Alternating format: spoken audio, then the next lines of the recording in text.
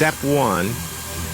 Secure PVC membrane by tacking method. Tack 2 inches deep from edge of membrane and every 12 inches. Step 2. Weld first line to prevent losing hot air for the final welding. Step 3. Final weld.